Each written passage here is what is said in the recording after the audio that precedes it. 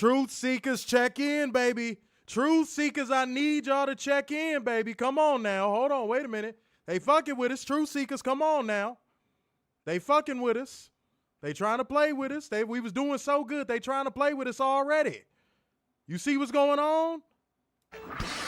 You see what's going on?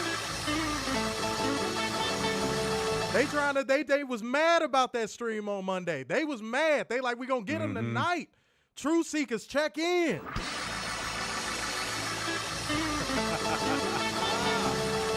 I need all the energy tonight, man. I need all of the energy tonight. Every single person that is in the building, show the necessary love, man. We are here, man. It is Title Tuesday.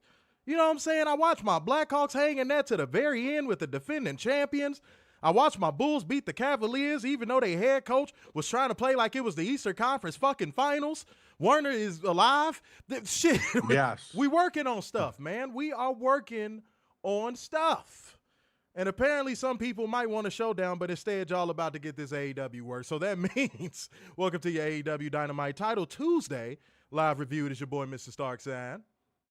Big Dub. What is going on, beautiful people? It is good to see you in the building tonight. If you are here and you are supporting, that means you mean the world to us, okay? Y'all are the shiznit for being here when we need y'all to be here, because that is so integral to Covalent TV's growth. They tried to get on us early. I just saw them early try to get us for a second ago. They was like, no, fuck this. No, we can't let them get off. No, we are here. Yeah? Man, look, ask Werner. We had sworn on our lives that it was a Facebook stream live up on Monday. Come to find out, Werner said he saw it with his own eyes. Yes, I did. Then we go to motherfucking Facebook to see it wasn't no goddamn stream now. So I had to re-upload it. They fucking with us, y'all. They trying to get us out of here. But we gonna deliver this testimony. Okay? Can I get an amen in the house tonight? Can I get an amen in the house tonight? I need it. Amen. And it was a little high, but we gonna work on it. You know, we need some bass on that amen. Go ahead. Give it another try, Warner. Amen. Hey, yeah. Hey, what up? Hey. Give me all your fucking Funyuns. Hey, do it. Do it. Okay? Do it. Everybody in here, if you're thinking about not doing it, do it. Don't even think of not doing it if you're gonna do it. Just do it. We work for Nike now. No, we don't. No, we don't. No, we don't. No, we don't. They work for us. It's a difference. Uh-oh. Was that a flex? Was that a flex? I'm not finna say it. That was a little bit of a flex. We got some shit on the way, man. I keep telling y'all. But yes, like gang, comment gang, share gang, financial lubricant gang. Y'all are all important. So show up and show out and show the necessary love, because we need all of it tonight. We need every bit of love that y'all beautiful people can provide to Covalent TV. So go ahead and get that popping, okay? Go ahead and roll on and get it going. You feel me? I see the amens in the comment section. I see it. Fuego said, if they're that fucking mad, you're that fucking right. Oh, I know. I know. They was like, we couldn't get them on the stream, so they was like, we're going to take the Facebook one. Yeah. Like, that's so funny to me. That is so fucking funny to me. Okay? Uh-oh, they ain't like that. Hold on, let me see. Look like we good, but they ain't like that comment. I see y'all. Okay, calm down. I see y'all. They mad. Oh, they ain't like that one. Uh-oh. They like, he brought us up. We must kill. He brought us up. Destroy. Man, if y'all don't go listen to some Metallica, listen to some Seek and Destroy, just to do something that is better with your life and more constructive instead of trying to fuck with our streams, man. We just here to deliver this good gospel to all of our true seekers, and that is what we plan on doing, because we're going to bring you beautiful people the news, whole one special, accountable, and bring you facts, data, statistics as we go, because that is just what we do. Okay? They fucking with it right now. They don't, I'm telling y'all, they mad. They mad as a bitch. They are not happy. But ask me if I give a fuck. So let's not delay y'all any further, man. Let's go ahead and get into 10 news. Let go. Karrion Kross wants to go to AEW and wave its flag. He wants it to be his forever home like a puppy. I'm gonna call bullshit on that entire story. And then the reason, I know, no, right? and the reason why is because he implied he did the whole, like, dude, he sounds like a woman that's past her prime with 2 kids that's trying to get like a man with 6 figures, a 6-pack, and over 6 feet tall. He's like, wherever I go next, that's gonna be my forever home. That's gonna be my last go at it. I'm like, dude, are you fucking for real? Are you for real? Carrion, are you being serious? Like, no, and I asked that legitimately. Carrion, are you being serious, or are you just saying that because you think it sounds good on a quote? And that's a serious question. I don't ask that in bad faith. It's not a diss song. It's a real song. Are you just saying that to say it because from what I've gathered from seeing some of your interview quotes recently, you're waiting for that call back from WWE. You and Scarlett. Y'all are waiting for that. Hey, we're going to say we might go to this other place. Are you guys going to call us back now? We said we might go there. Will you guys call us now, please? We'll take anything, please. We don't even need money. Just bring us back. I'm not falling for it. Are y'all falling for it? I'm not falling for it. I just laughed. Dude, I could just smell the horse shit a mile away. Like, all these wrestlers that are like that, and here's something I do commend. I will say I commend this. Them saying, hey, we don't want to waste Tony Khan's time. Right. I do commend that. But what is the legitimacy level behind that statement? You see what I'm saying? It's a lot to unpack for real. Like, what is the actual legitimacy behind that statement? Like, do you actually mean that to its core? Because I feel like if you went to AEW today, and this is just speculation corner, I feel like if you and Scarlett decided to go to AEW today, we gonna find out probably 6 months into your deal, 6 to 8 months into your deal. Oh, Scarlett and Killer Kross signed on the dotted line for a 2-year deal. Yeah. And I'm gonna be like, and here we go. Once upon a time, not long ago, when people wore pajamas and lived life, like, I'm just gonna know what it is immediately. So Killer Kross and Scarlett are in a very, very weird spot. And that's what happens when you run out there and you go, we would work there no matter what if they wanted us. If I was Tony Khan, I wouldn't sign you either. You know, I'm curious. Like, again, let's go back to speculation corner real quick. How long before the whispers of contract tampering happen? Uh-oh. Because you know, I gotta believe they would welcome it to go back to WWE. Yeah. Like, even if lie to everyone. Oh no, they didn't contract tamper with us. We waited till our deal was over. Bullshit. Dog, even if they sign a 2-year deal, I got a feeling you gonna hear about them, speculation about them going back to WWE within the first goddamn 6 months of their AEW deal.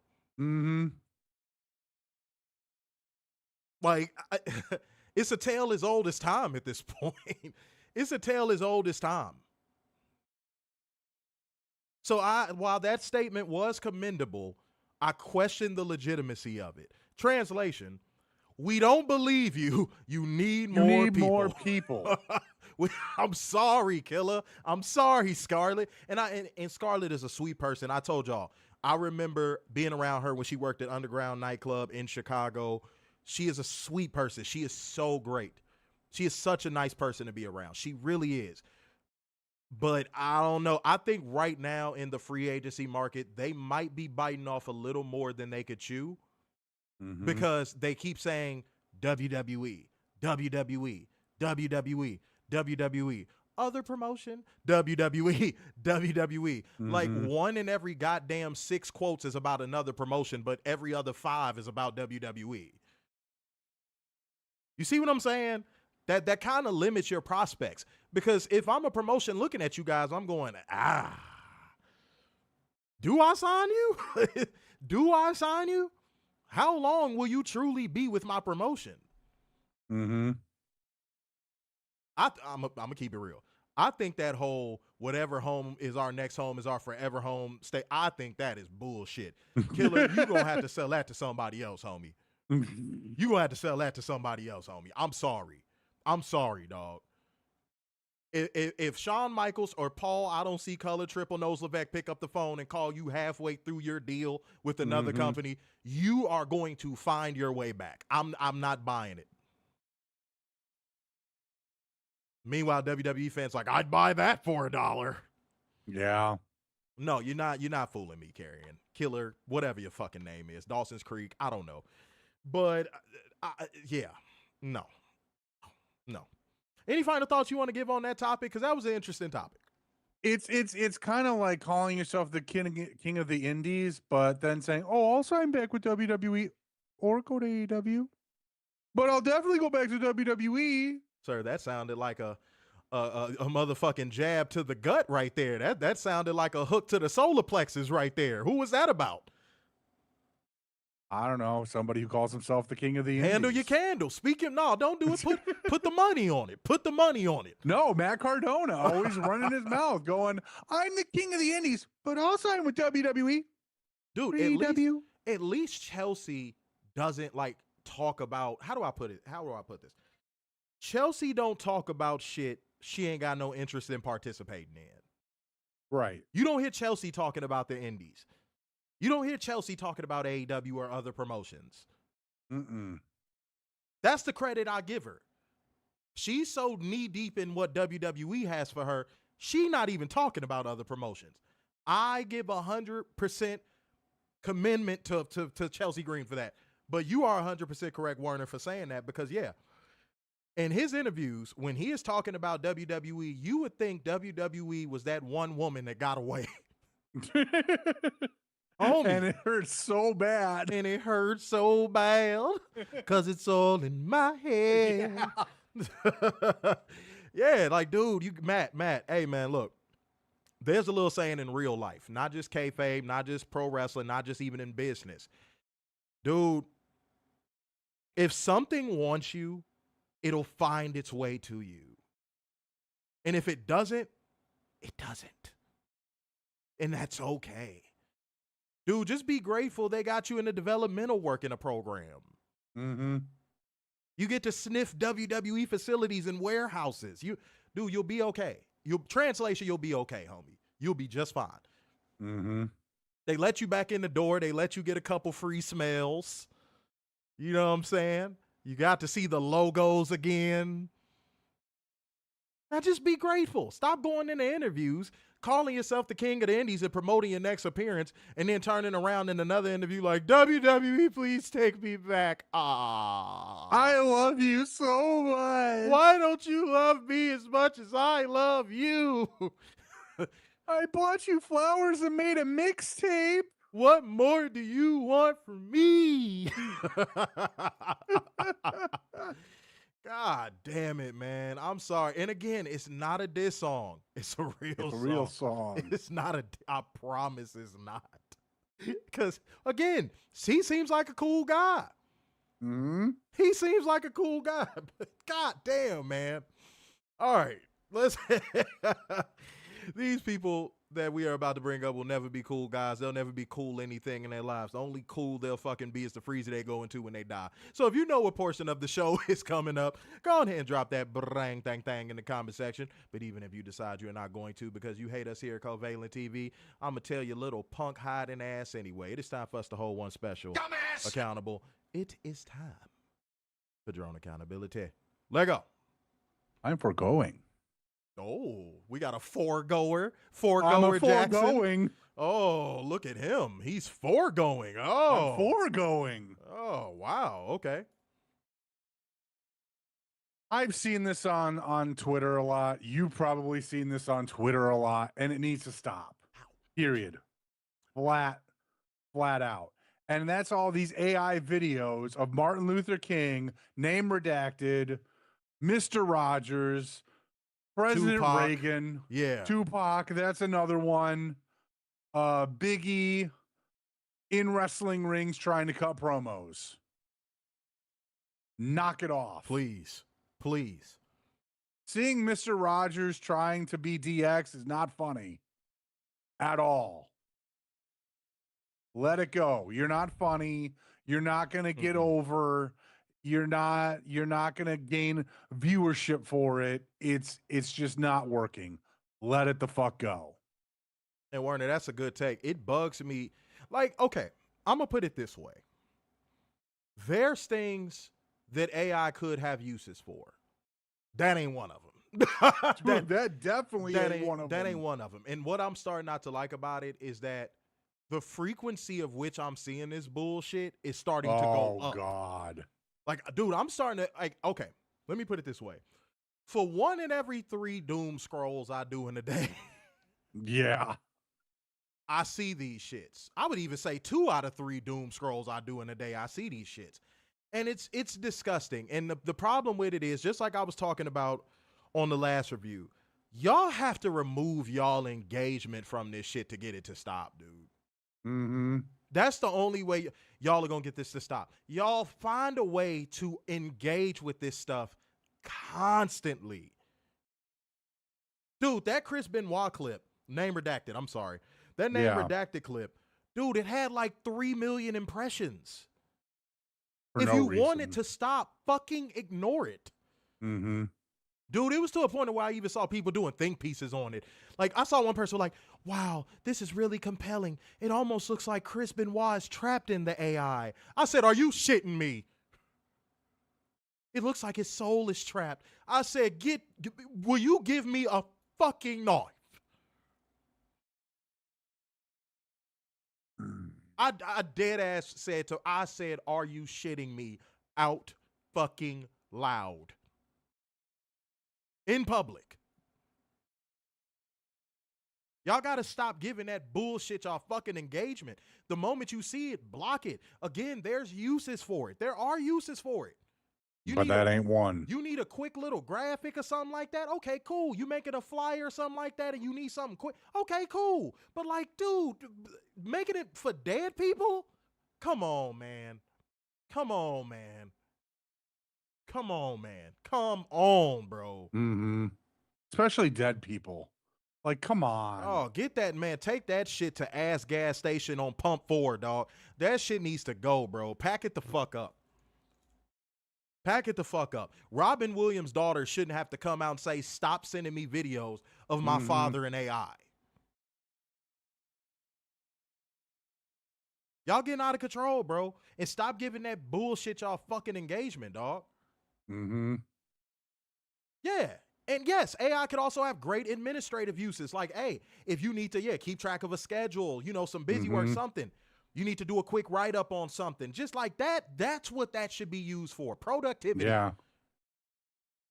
Productivity, I am 100% okay with AI. Using it to recreate dead people? No. No. No. You want to make a cool little party graphic or something? Okay, sure. But like, man, y'all getting out of control with this bullshit, man.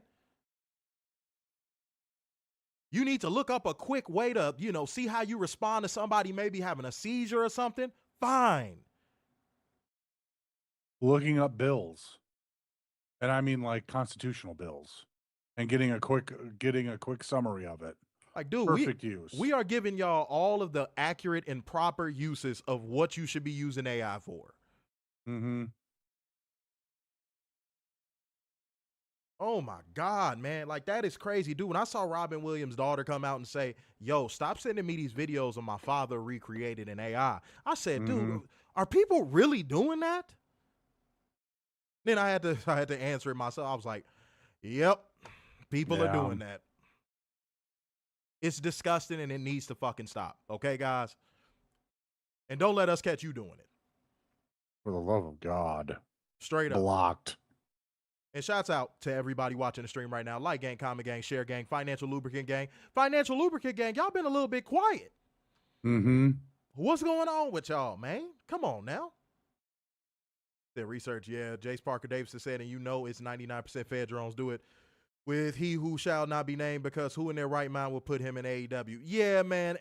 And the last thing you need to give people with the mindset and lack of brain capacity that WWE drones have is AI. That's the last thing you need to give them. Y'all, I miss when AI meant Allen Iverson.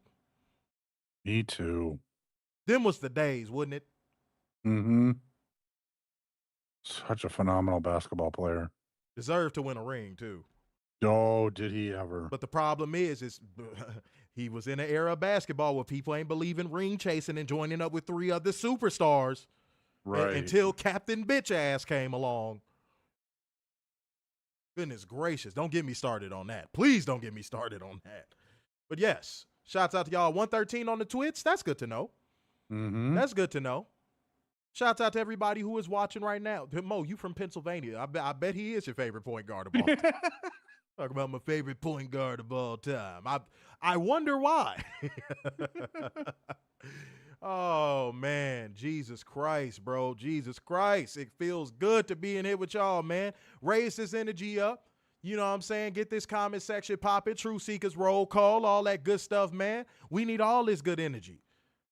Wait, who sent through a $2 super chat? Hold on, wait. Oh, Fuego earlier. I must have missed that financial lubricant. My fault. Said 2-piece to drone defense fund. Fuck the Fed, lol TNA. Yeah, I ain't gonna hold you. They are back to being lol TNA at this point. Mm-hmm.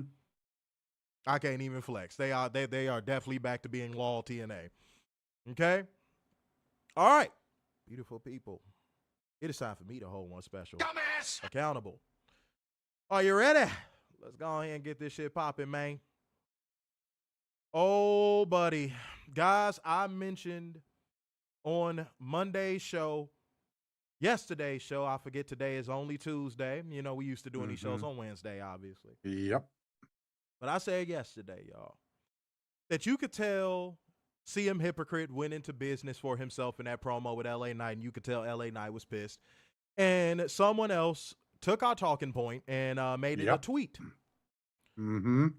And they talked about it a little bit, to which this one person had a response. Screen name, Defire Von's Wrestling. They had this to say.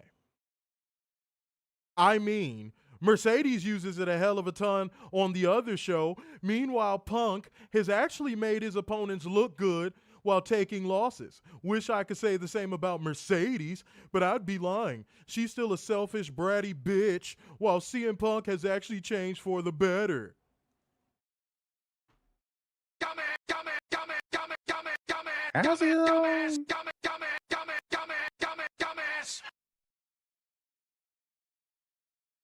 Here's how you shut this type of shit down. Give me one memorable feud where a young star was elevated working with CM Punk since he's returned to WWE. Oops. Yeah. Oops. Mm-hmm. Matter of fact, I'll handicap it. Give me anyone he has elevated since he's came back to WWE. Oops. Part 2. But he had matched you for a bracelet with Drew McIntyre. And what did that do for Drew McIntyre's career after that? Oops.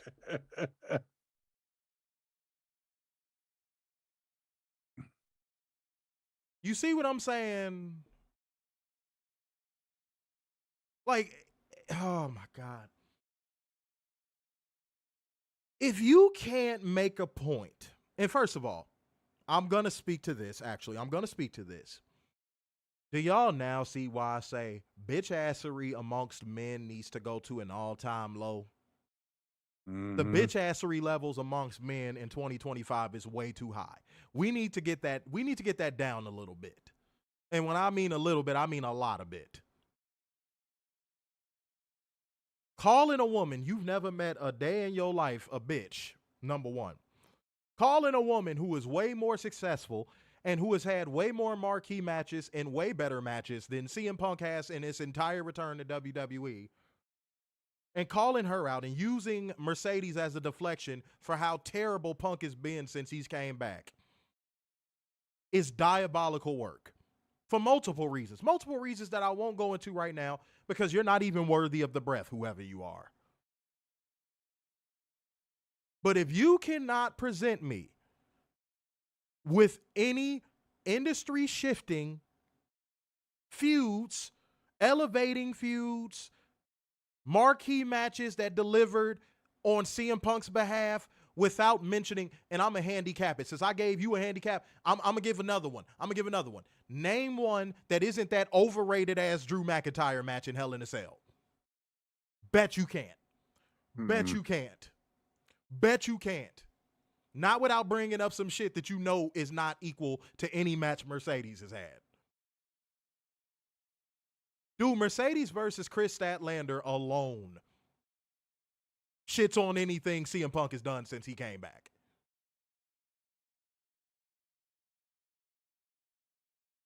You don't even want me to go to Tony Storm.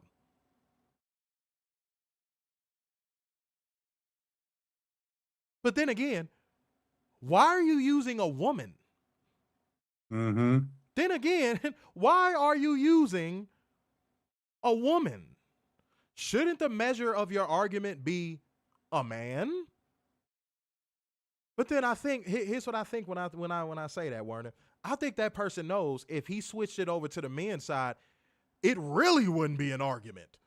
No. Because name anything CM Punk has done better in his comeback than Hangman Adam Page. Name it. Name it. And I'm just talking the past year. Name it. Name it.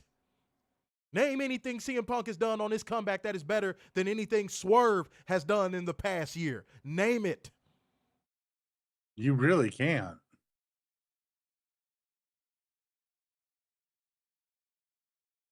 I'm going to go a step further.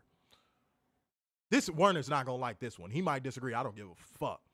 Name anything CM Punk has done better on his comeback than MJF.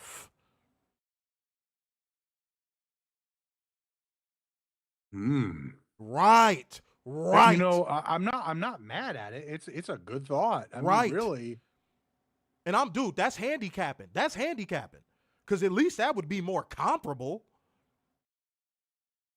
And even then, you're struggling. But even then, even MJF's worst feud in AEW is still better than what CM Punk has done in WWE. My point exactly.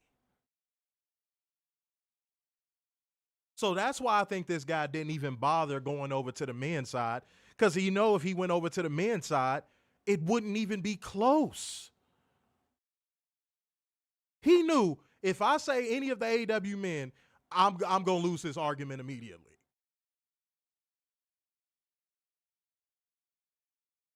You know why? Because this dude probably secretly enjoyed the Hangman Swerve feud. But he can't say that on Twitter because he has a reputation to keep up amongst his drone circle. Exactly.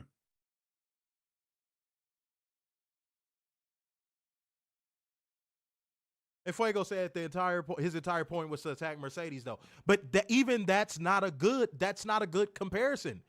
Even though that's a deflection and that's meant to be as an insult to Mercedes, Mercedes has still done better work than Punk. So even with that, there's still no argument. Even with that, there's still no argument. That's my whole point.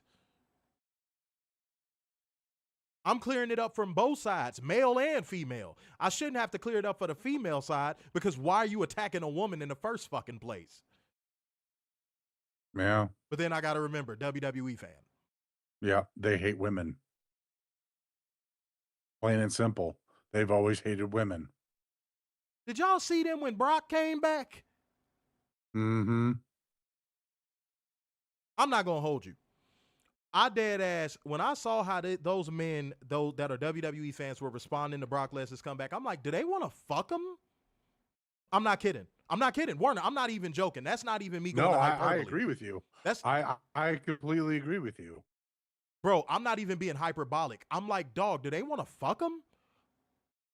Like, the way they were talking about him was mad weird. Like, oh, my beast is back. I'm like, my beast is back? What type of shit are y'all on? And I dare some of y'all to lie and say y'all wasn't saying that bullshit. I dead ass saw a tweet that said, my beast is back. I was like, what?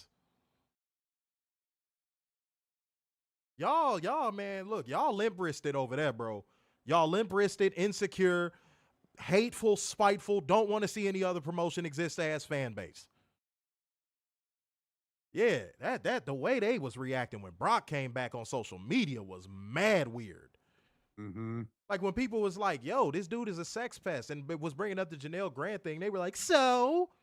I'm like, what the fuck? It doesn't matter. My beast is back. Y'all coming across like women that defend jailbirds. Mm-hmm. This shit is just weird. Bro, it's so much I want to say about them as a base of individuals, but I'm not gonna do it right now. I actually have a good energy. I want to slow this down for a second. Let's slow the show down for 1 second. I want to address something from the last stream. I'm not going to go out of my way, because I told y'all I have an abundance mindset. Not a lot really gets to me these days. But this must be said, because now that I see it officially, it's disappointing in a way. If you want to stop watching our show because you got into a debate with either me or Werner, this is just me speaking as a general rule of thumb going forward, because you got into a debate with me or Werner, right? And we present you with facts that dispel your argument, and you don't change your argument based upon the new facts, and you use that as a means to stop watching our show, and you're that type of person that debates that way, and you have this like unrelenting need to be right, instead of actually just going, hey man, you make a solid point, you presented me with some new evidence, I changed my argument. If you're one of those type of people, and that leads to you not wanting to watch our show anymore, speak now or forever hold your peace. Right. Like if your support for our show is conditioned upon us always agreeing with you or co-opting your point, even when you're wrong, I really don't want you watching the show. I'm just being real. I say that with love. Because I want people in here that want to learn. I want people in here that want to have wrestling discourse that helps move conversations forward. I don't want people that are just debating as a war of attrition. Because I was like, maybe this person will come back on the next stream. They just needed to cool off because they felt like they didn't win or whatever the case may be. But now that I'm not seeing that person in here, I'm just like, wow. Mm-hmm. The moment we don't agree with you on something, your support for us disappears. We weren't disrespectful, didn't call you out your name, didn't call you stupid, didn't say nothing.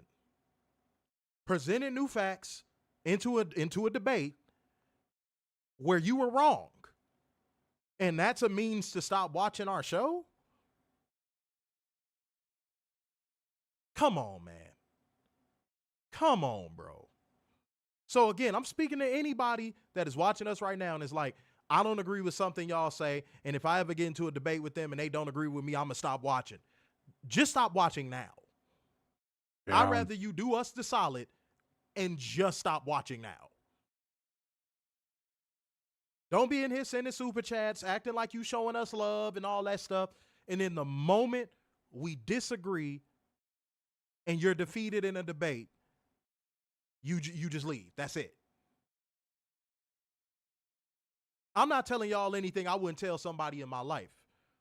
I tell a motherfucker with the quickness, if you're not really here for me, you're not really rocking with me, don't even bother. Just go on, find somebody that you can leech off of or succubus off of and go fuck them over. I tell people this in my real life.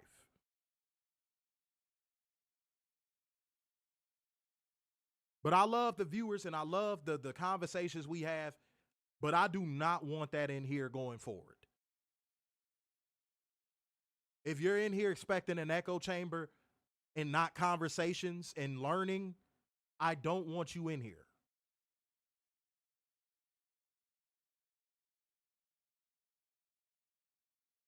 Because I'm sorry.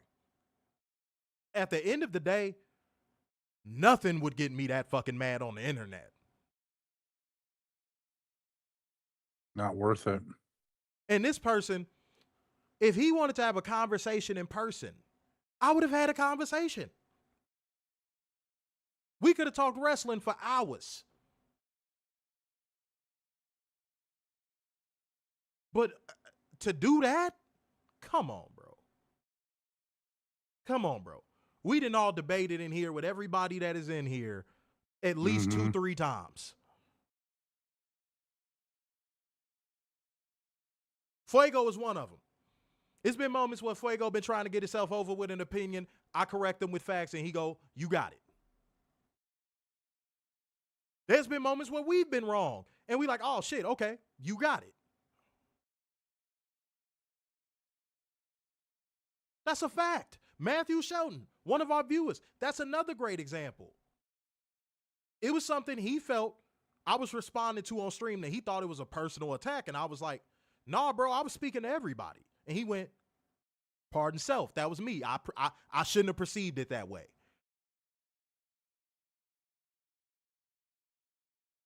But if it's conditions on your sleeve for rocking with somebody, you're not really rocking with them.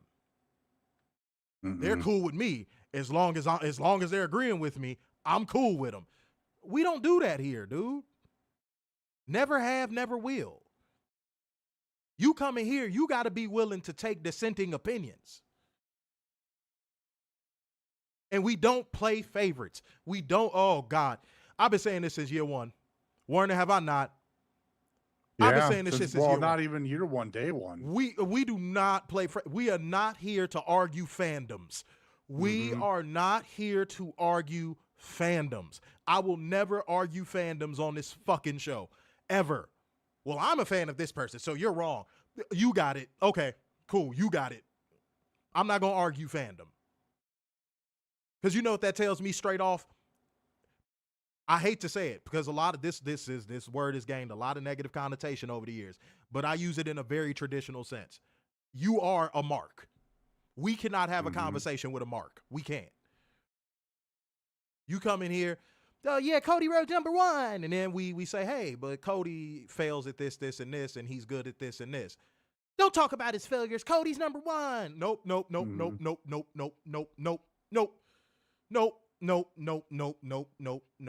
Get out. get gone. You out here. Nope.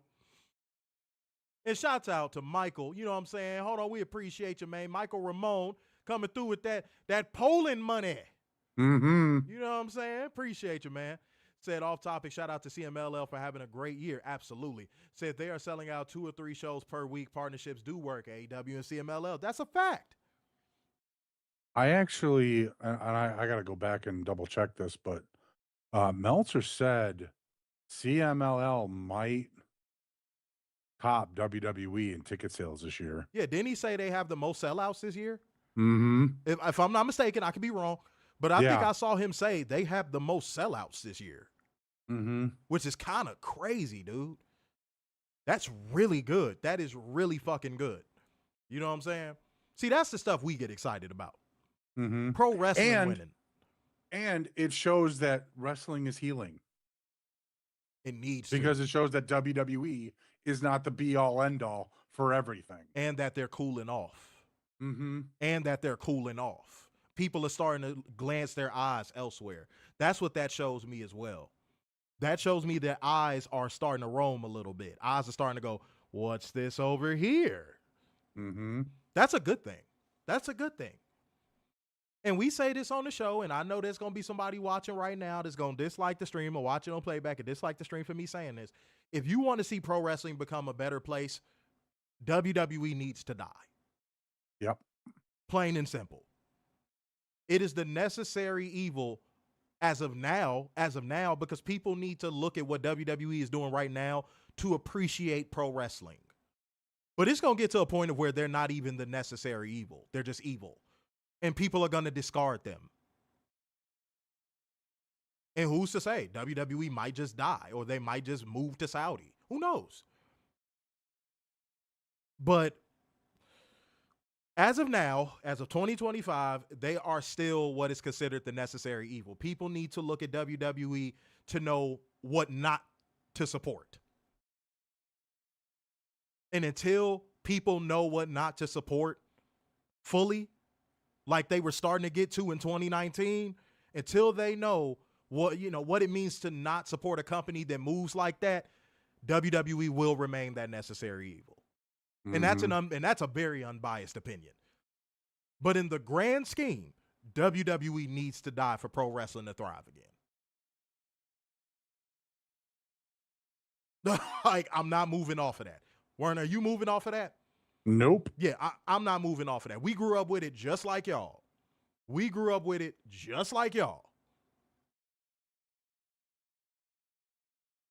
Pro wrestling needs a renaissance where WWE isn't leading the helm. It does, in the worst way. All right, let me read a few leaderboard gangs, and then we're going to get into the show, beautiful people. Fuego said when Vince comes back, they're going to mask off on Grant. I wouldn't be surprised. Yeah. Fuego said homie was here to be agreed with, not to learn. You know, if he came in here for any reason, Fuego, I would want you to say that to him. Mm-hmm. Because I've made my point very clear. I made my point clear on yesterday's stream. But I wanted to address it today because, again, I'm thinking maybe he needed a moment to cool off. But when I saw he wasn't in here, I'm like, wow, bro. That's kind of crazy to me, dude. Yeah.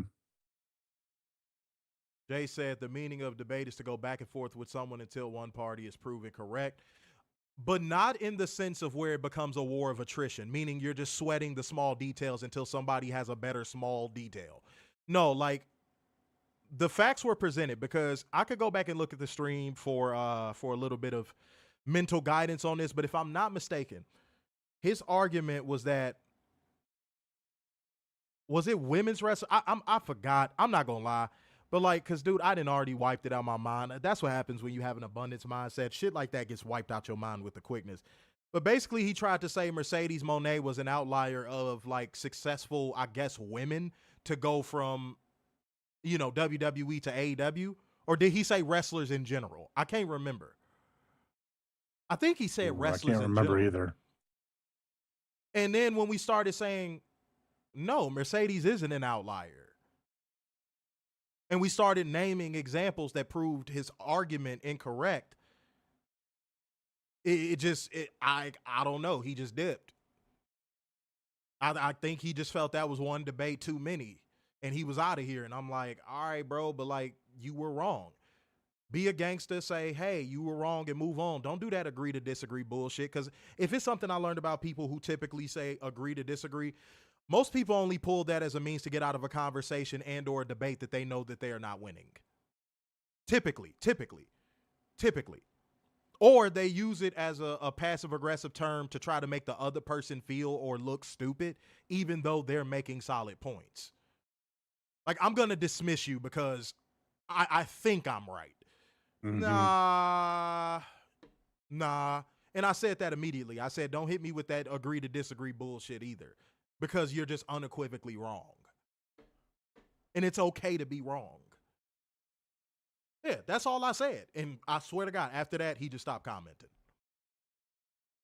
Fuego said, I disagree with y'all on hooking Eddie Burger Kingston, and I still show up. Disagreement is a cornerstone of individuality. See, but the only way you can have individuality is good faith debates. Mm-hmm. Because that helps cultivate opinion. See, but one thing I'm not going to do, I'm not going to agree to this. I can agree to disagree on an opinion. I'm not going to agree to disagree on a fact. You understand what I'm saying? I'm not going to agree to disagree on a fact. And what I'm pretty sure he was about to type agree to disagree on, I'm like, dude, these are facts. It's not agree to disagree if it's facts. You only say agree to disagree if it's like, hey, I like pineapple on my pizza. Oh, cool. I like pepperoni on my pizza. I don't like pepperoni. I don't like pineapple. Okay, agree to disagree. That's stuff that you say agree to disagree on. You don't say agree to disagree on observable facts. Like, for example, Washington, D.C. is not a wrestling city. Exactly. He spent half a stream debating us on that. He spent half the stream debating y'all on that. And what did we say? When we finally stopped debating, we said this. At the end of the day, the truth don't change. Washington is not a wrestling city. Washington, D.C. is not a wrestling city. It's not. It's not. That don't change the truth. You can feel however you want to fucking feel about it. Straight up. I say it with love. Everything I'm saying with love, and y'all know that. Y'all know that. I never go out of my way to insult y'all. Fuego said the sky's blue no matter how much someone says it's green. That's a fact. Fuego said Fresno is a bigger wrestler city than DC. What the fuck? And we ain't in anything city. Yeah, man. But no, it ain't no hard feelings. And even if he came through again and said, show love, I would say it's no hard feelings. I would. It wasn't hard feelings from the beginning. So, yeah, just wanted to address that. Because, yeah, that's wild work. Fuego said, but there's a million Adrians. Of course. I mean, yeah, but like, if that's how you gonna rock, I'd rather you not rock at all. That's it. Ain't too much to it. See what we got. Matthew Shelton said they are the oldest promotion out there, CMLL, that is. Yeah, man, they thriving and surviving, baby. CMLL is out here doing their thing, man. I love to see it. I really do. Showcasing a lot of good wrestlers. See, we got to say there's only feelings on one side, and I hope he could work through. Okay, yeah. I mean, yeah. We ain't going nowhere. Yeah. We ain't going nowhere. So, hey, it is what it is. And by the way, man, show your support, your real support. Like gang, comment gang, share gang, financial lubricant gang. Show up and show out. Leaderboard gang will have priority comment reading, and also the financial lubricant will have priority comment reading. So if you want to know how that goes, then in which case, that's how it go right there. You don't need no further information. That's just it. But don't be all mad like, oh, what do you mean my comment? Because I told you. I told you, bitch, I told you. I told you, bitch, I told you. I told you, bitch, I told you. Oh, man, I'm ready. It is time to light the fuse. Bring the boo. Dynamite. Dynamite. We in this bitch, man. We in this bitch. Y'all rock it with us. Go ahead and drop a dynamite emoji in the comment section. Drop a dynamite emoji in the comment section. Let's get that popping, okay? All right. The show opens with Tony Schiavone in the ring. He says, great to be home in Jacksonville, and introduces Hangman Adam Page and Joey Samoa for a face to face. They make their entrances.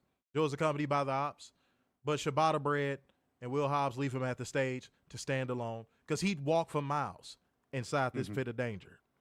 That's right. A place where no one bothers him. He walks alone. Y'all this is emotional. And Tony thanks him for agreeing to no contact tonight. They were playing flag football. That's right. Hangman Adam Page began saying there's been 6 years of AEW Dynamite all over the country, internationally, and for a long time here in Daly's Place. In those 6 years, he's won, lost, committed arson, dressed as the Stay Puft Marshmallow Man, which Werner enjoys because he is the Stay Puft Marshmallow Man.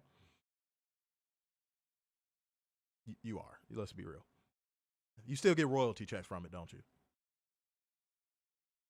Oh. Yeah, well, Dan Aykroyd's taking them. I'm sorry. But asshole. I'll never forgive him. And one time he may have been proposed to. I was like, what the fuck? And then I remember the dork order thing, and I was like, Yeah. But he's never been as confused as when he was when Joe lost his composure at him last week. Adam agreed to team with the Ops against the Death Riders, a fight he's long since finished after he won the match for them. Joey Samoa lost it and punched him in the face. Damn, he was confused. But he wasn't confused for long because Joey Samoa looked him in the eye and yelled at him that he never beat him. Joe saw him with the tittle that they both agree is worth more than any other prize in pro wrestling, and he wanted it.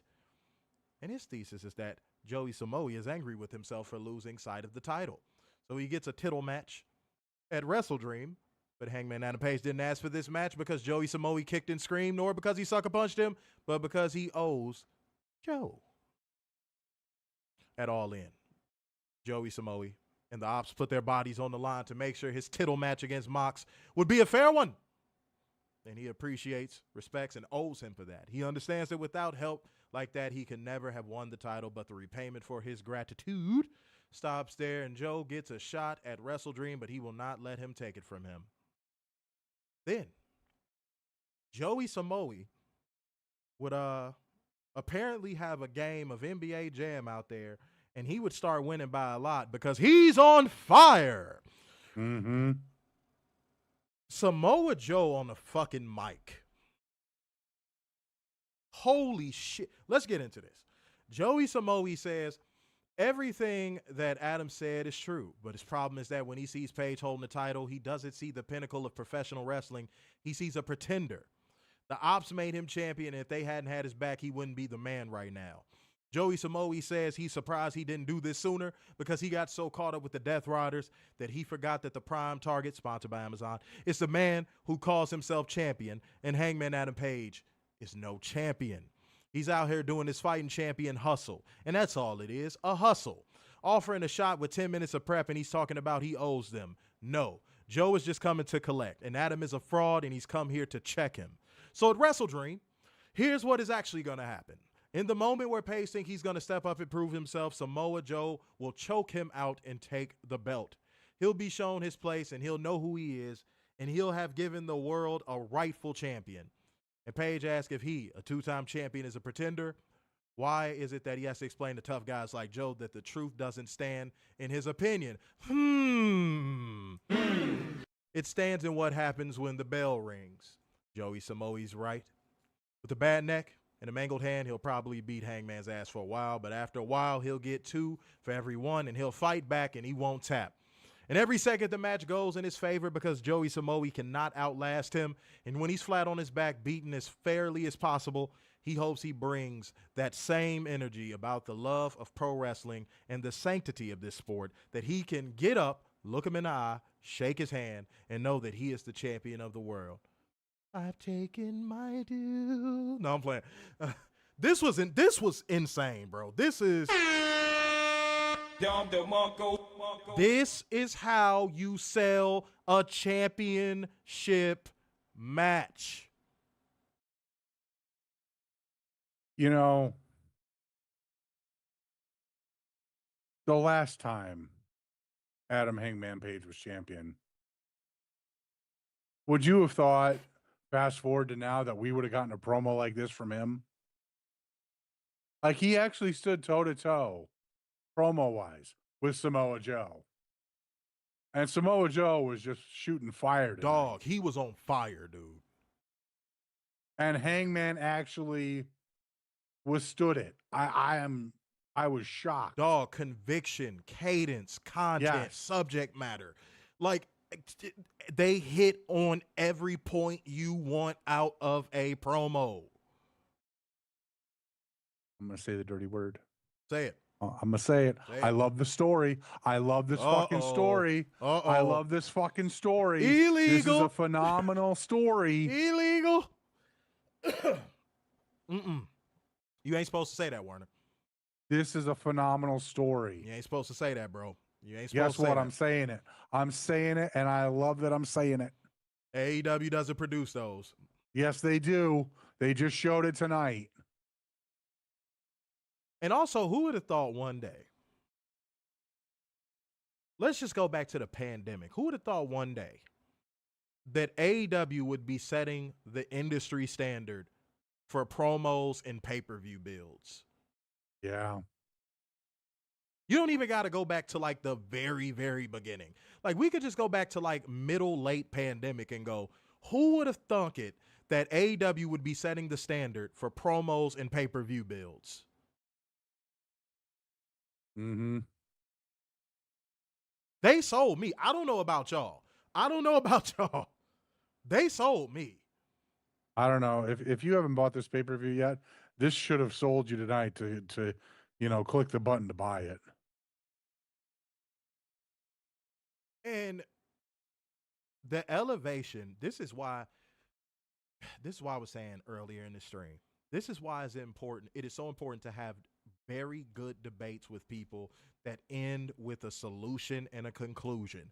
Because all of the bullshit that Hangman Adam Page went through with CM Hypocrite, all of the iron sharpening iron between him and Swerve, like on and on, all of this stuff made Hangman Page to what he is right now. And the beautiful part about it, it's just at a simple level. Watch this. It's so beautiful that Hangman Page feels like a champion. Yeah. It's not just a belt around his waist. He feels like a champion. He has the energy and the confidence of a champion. Name one champion in that other company that feels like a champion when they walk out there. You can't. Men or women, by the way. Like, look at all of the pomp and circumstance they have to give Chody just to make him feel like a champion. And even with all of that, he still doesn't feel like a champion. He still feels like a mid-card guy. Look what they do for fucking Seth. And he still doesn't feel like a champion. No. And I said a very controversial take yesterday. I said Seth Rollins is a top 3 in the last decade overvalued wrestler. Yes. And I meant it. I wouldn't take it back. So Hangman Adam Page feeling like a champion, that alone by itself is going to elevate any feud that he's in. Y'all know that, right? I know it's not something y'all used to because WWE has conditioned y'all in a completely different way because nobody gets bigger than the WWE. And even industry standard. Dude, and even when they try to force it into oblivion with Boreman lames.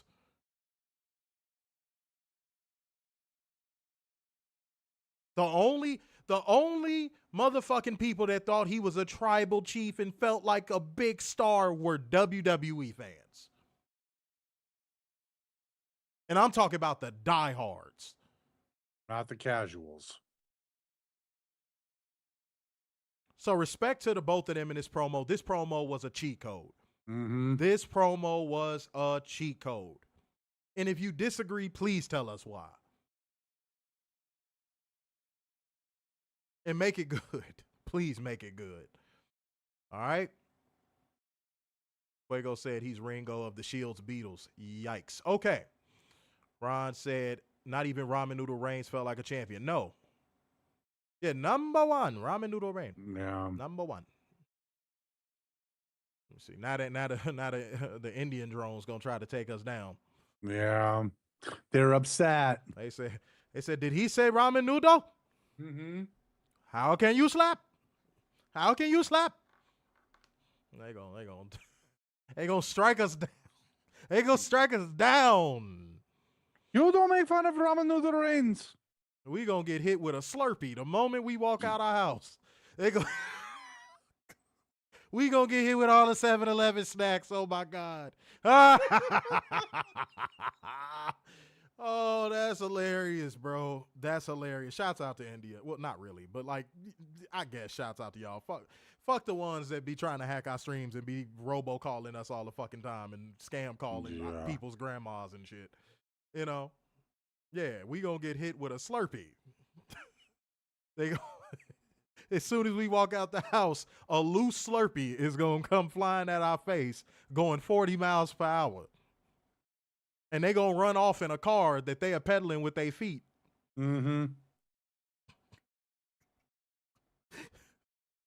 Flintstones. Meet the Flintstones. Oh, me. The car is running on bush meat. Oh, my God. Oh, yeah, no, they be confident in women's DMs. They want to see Vagana and Bobs. Vagana and Bobs. Yeah. They will ask for Vagana and Bob's with no problem. Okay? Y'all like the bushmeat joke, I see. Y'all cracking up at that shit. Yeah, I don't want to get hit with a Slurpee. I just don't, okay? I am now banned from every 7-Eleven in Chicago. I'm never. Cherry Slurpee for you. I never have that goddamn. Look, y'all sleep on 7-Eleven donuts. That's true. Y'all sleep on 7-Eleven. Y'all asleep. They strawberry sprinkled. Y'all sleep. I'ma say it. I'ma say it. Y'all sleep. That shit be delicious. And that edible cookie dough they be selling out there. Oh man, but yeah, no, we're banned. We're banned. Yes, please send Bob and Vagana. Yes, absolutely. You got it. That is their lingo. Absolutely. That's all they need. Bob's and Vaganas. That's all they need. Oh man, goodness gracious. Next up, we get Alicia Atute interviewing the conglomeration. Long story short, it was just a hype up promo. Everybody's excited. Conglomeration and break. Yeah. See? Then we get Jon Moxley versus Tomohiro Ishii. Go ahead and say it. Our sexual Lord and Savior, Tomohiro Ishii. We have been delivered.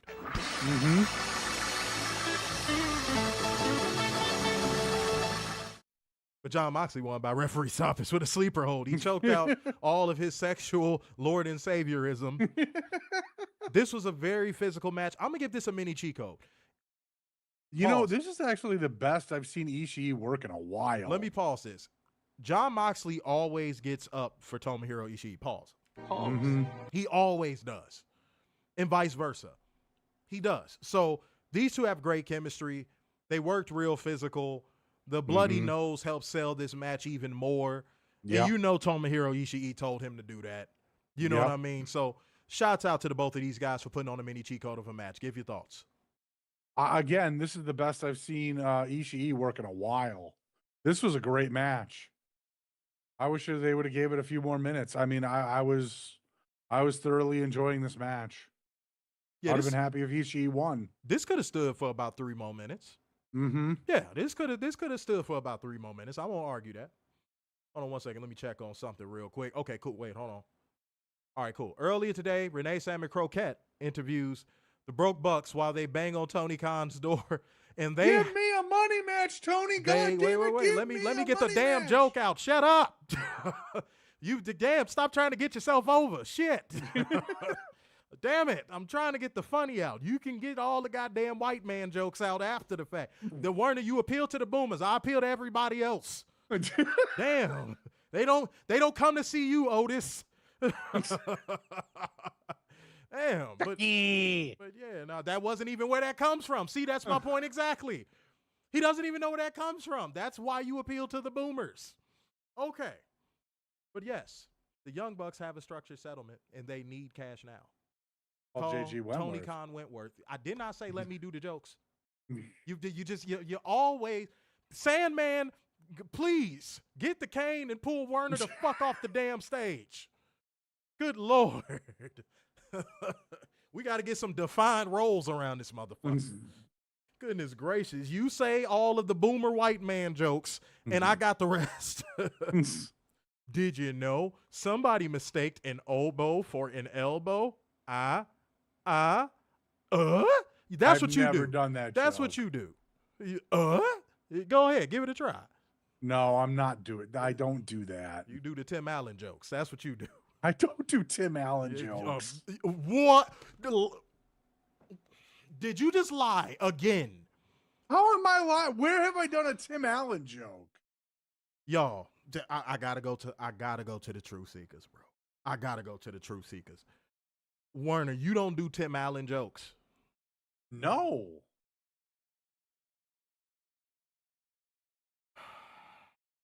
Truth Seekers. Truth Seekers. Truth Seekers. Oh my God. Truth Seekers. Help. Jesus, help the Jesus, peace. Jesus, not please, peace. Jesus, peace. Help the helmet children. Help them. Help them. Fuego said it's the Michigan in them. Dude. Okay, Warner. Okay, you got it. You got it. Jay said, in fairness, his voice gets really high. I tell him that all the time, too. I said he might as well just go ahead and do the, he might as well. He might as well. And I don't mean you literally do Tim Allen's jokes. I mean, go watch an episode of Home Improvement right now. You see how he sets up his jokes? There you go. You. And that's okay. You're a near middle-aged white man. That's okay.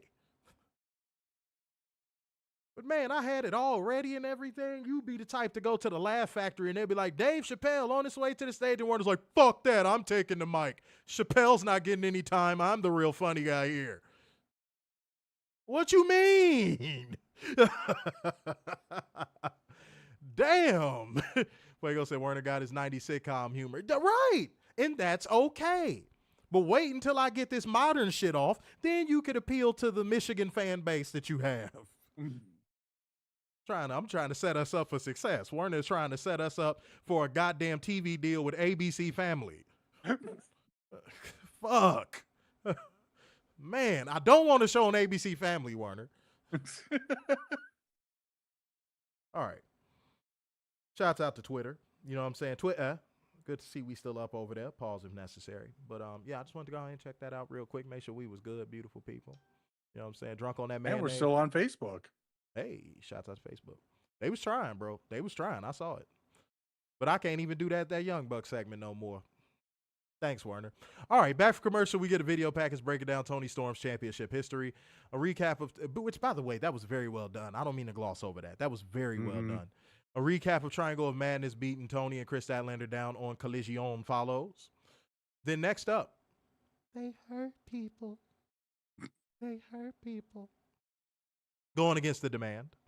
And Warner, apparently the fair walker he is, and I had to correct it, and yes, I'm going to call you out on stream because you got to get your fucking shit together.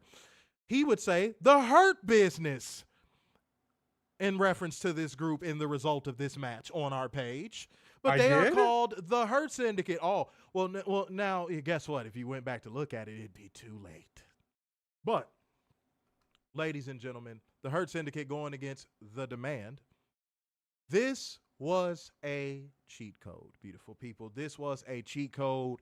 I love when a plan comes together because it's had everything you needed. But I found something really weird about the discourse surrounding this match. I saw, for whatever reason or another, and I don't know if y'all saw this too, I saw a lot of Fed walkers shitting on this match. Dude, I went to the latest thread on AEW Dynamite when this match was going on, and there were a lot of Fed walkers shitting on this match. Oh, Bobby's so boring. Oh, I can't get into the Hurt Syndicate. Oh, the Demand, they're stupid. That doesn't even make sense. They're green. I'm like, what? Are we being serious? Like, are we actually being serious?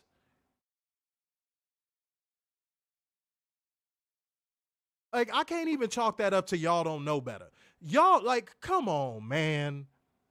Are y'all that jealous that AEW is the superior product that, like, you gotta find something? This was a cheat code. It was controlled chaos. And what I liked the most about it, it looked like they were calling this on the fly. And if it's one thing y'all know about me, I love controlled chaos matches. I love them. And you want to know why I love them? Because it has a sense of realism behind them. It feels like you're just watching people that want to fight each other. Now, obviously, I love structured matches and, you know, the traditional wrestling match, obviously. But, like, dude, it is something about controlled chaos matches like this that I'm like, yes, more. That's why I love Anarchy in the Arena. I love that. Dude, at Double or Nothing, I was in that crowd losing my individual black ass mind. I love matches like that. You know why? Because if you are sitting down with somebody that hasn't watched wrestling in years and you put them in front of that Anarchy in the Arena match at Double or Nothing, you would think they were going at it for real. Like, you know, obviously most people know it's not, but like, you would think it for a second. You're like, damn, they really going at it. That's why I like controlled chaos matches. They suspend your disbelief, even if it's only for a second. And that's what this was. Everybody got their shit in. Richard O'Shea jumping off the stage was a dope fucking spot. You know what I'm saying? Even though some people might say it wasn't that impressive, Booby Lashley getting Toa Liona up to slam him through that table on the outside was impressive as fuck to me because Toa Leona's not a small guy. Right. And I'm going to tell you something that might shock y'all because y'all might not know this. Toa Liona is heavier than me by about 30, 40 pounds, but me and Toa Liona are basically the same size and same height. Y'all would be very shocked to find that out. Like me, Toa Liona, and Bishop Kaun are literally the same height. So getting a motherfucker up of that size is impressive. And then Shelton Benjamin with the German suplex, the release German suplex into the table to win the match for the fucking... What more could you ask for? This was good. This was cheat code. Phenomenal. But the Hurt Syndicate won. They picked up the win. This was great. And I hope to see this feud continue. Give your thoughts. I don't want to hear any more bad stories about the Hurt Syndicate and MVP backstage, not doing this, not doing that, because tonight they did phenomenal business in elevating all three of those men tonight. Period. Point blank. Those three are stars, especially Goa. Those two are going to be a force in that tag team division for many years to come based off of this fucking match. It is ridiculous that I keep seeing this nonsense when they did phenomenal business tonight and let them get let them lead essentially for 90% of the match. That's a fact. That's a fact. Like, come on, what are we doing here? But no, I thought this was a massive cheat code. That release German suplex, dear Lord. I hope he's okay. Like, that's one of those where you're like, I hope he's okay. But this was a phenomenal match. Again, Control Chaos always leads to good fights because there's a tinge of realism almost. I thought this was a great match. Love to see it again. So Jay said something that I was actually going to say. It's not that he skipped ahead because he didn't know I was going to say it. But you said something I was going to say, bro. They need to put some stakes on this entire thing and have it be, a three-way thing with the Ops, the Hurt Syndicate, and the demand for the Trios championships. Ooh. It needs to happen. Right after Joey Samoa finishes up with Hangman and Page, if necessary. That needs to be a thing. Shabbat is healed. That needs to be a thing. Yes. Please. Make it happen. Tony, you know what to do, homie. Make it fucking happen. That will put prestige on those trios titles. Do it. And then if you get about, 2 or 3 more factions going, homie, you might have something, dog. You get LFI in the mix, and then you get about 2 more factions in the mix, you might have something, dog. Yeah, you could get Don Cal's family in there easily. Yeah, bro. It looked like those trios belts might start getting some good feuds, bro. Mm-hmm. Finally. But no, shouts out to everybody involved in this match. Shouts out to everybody. You looking all confused for? You cool? The web browser crashed? See. It'd be like that. It'd be like that sometimes. Don't it? Like, man, y'all. When not only do we be having to deal with these bitch ass hackers, but like sometimes, and it's rare, it's very rare when we personally have technical issues. Mm-hmm. Which is why, like, when the streams do that weird shit, we just be so upset because we rarely have technical issues. But I will never forget one time in year 2, we was doing a stream. Y'all, my computer was running only the software to stream and the browser. I hadn't even, like, and Werner was on the screen. The stream didn't, the whole computer fucking crashed. Like, I'd ran streams 1,000,000 times over with no issue. and I got the damn blue screen to death. I was like, what the fuck? So, yeah, you cannot predict technical issue. You cannot. Like, that shit is so random, dude. Wow. Wow, wow. Is that real?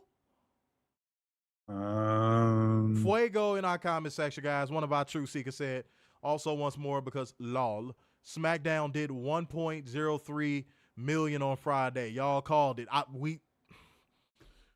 I said, look, Werner said this, and then I wasn't agreeing with him at first because I said when they get to 1 million, that's when you gonna know it's DEFCON 1. But now I'm at that stage where I'm like, Werner, let me know when they get to like 800K. Then that's when I'll get excited. That's when I'll start doing cartwheels in the motherfucker. Let me know when they get to 800K. I feel like every time they get a rating like that, y'all know what I'm finna say. I don't even need to say it. They know what I'm finna say. You know, they actually might this week, since that rating just happened. Dog, they might this week considering his tape delayed. Dog. People don't turn into tape delay SmackDowns. That Raw rating. Ouch. Homie, that Raw rating. Ouch. I didn't see the Raw rating. What was it? Dog. If you are mathing your math correctly and you're converting the numbers, and shouts out to Fuego because he sent this to me. Bro, they pulled somewhere between 300 and 400,000 live for Raw in the U.S. Bro. Dog, that number was diabolical work. Netflix, now I think Netflix has to be looking at WWE going, hey, so... yeah, what are you going to do to turn this around? Yeah, there has to be some nudges going on at this point. Dude, the bleeding is like, it is profuse at this point. Like, dude, they cannot stop the bleeding. WWE cannot stop the bleeding. And I'm saying, and y'all know the reason why I'm saying they cannot stop the bleeding, right? Y'all know why I'm saying that. I want to see if y'all been paying attention to us this entire year. Why can they not stop the bleeding?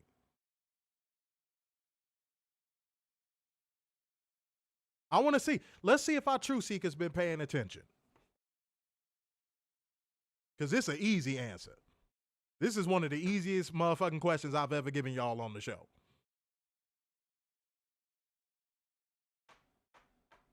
Jason said, I saw a report that Raw was tied for the worst all-time back-to-back weeks for Meltzer. Yeah, bro, I saw that too.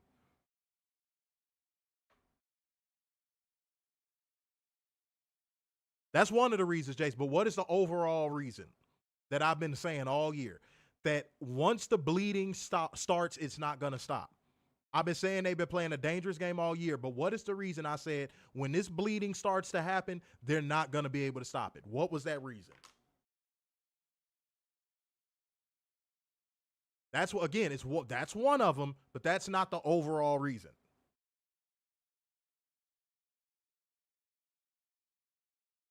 That's another one of the reasons, but not the overall reason. Time hop. Speaking of time, did y'all see Tony Khan's Time Cop inspired door graphic? That's a wait. Hold on. Jace got close.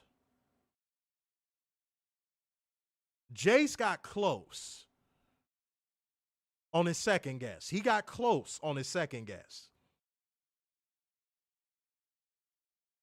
You're like 98% of the way there. Go ahead, Warner. You ready for me? So pause. They did do, pause. They did do 1,030,000. But guess what we're doing? What's up? We're right there for the whataboutisms. It's because of the new data and panel methodology of Nielsen ratings. See, but I told y'all that was gonna happen. Right. Man, I really thought y'all would get this one. I'm gonna tell y'all. I said to every single person watching our show all year, The reason why WWE's bleeding won't stop once it starts is their outright refusal to make everything that surrounds their product better. So technically, in a way, all of y'all were right, but it's a overarching reason. Their outright refusal to do anything against their will. Their will be done. That's how they look at things. Their will be done. Their outright refusal to do anything outside of their comfort zone and their greed is going to be the reason why the bleeding never stops. Jace, you got real close when you said because they lost all of the goodwill. You came very close. That outright refusal to do the right thing. They refuse. All you got to do is look at a picture of Nick Khan to know he's a greedy prick. All you got to do is look at a picture of Paul Levesque to see that he's a smug prick. Mm-hmm.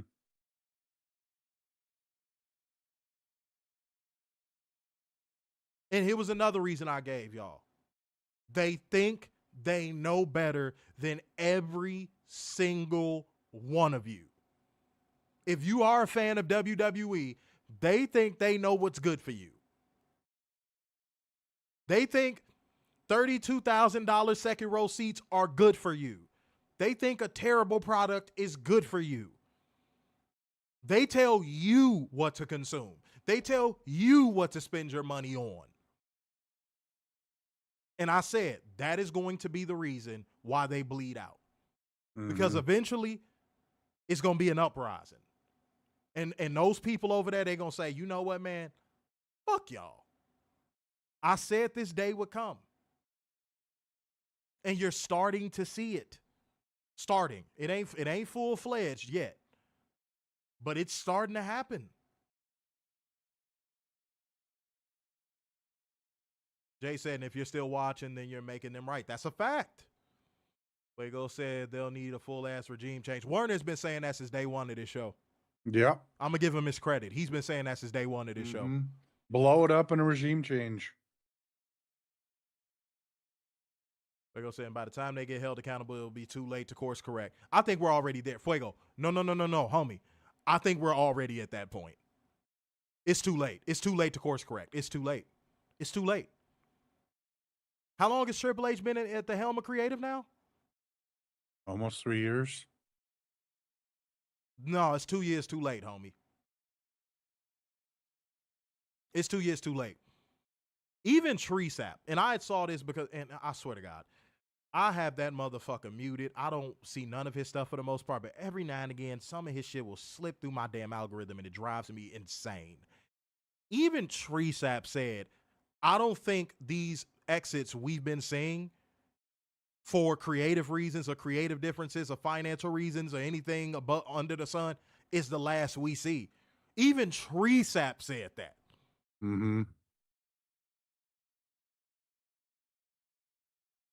It's about to get spooky over there, bro. People are about to start taking charge of their careers, dude. And I don't think WWE is prepared for that. You know why? Because they don't want to compete. They're not prepared for that. You think do you think outside a counter program in WWE is war ready? No. Look me in my motherfucking face and tell me you think WWE is war ready right now.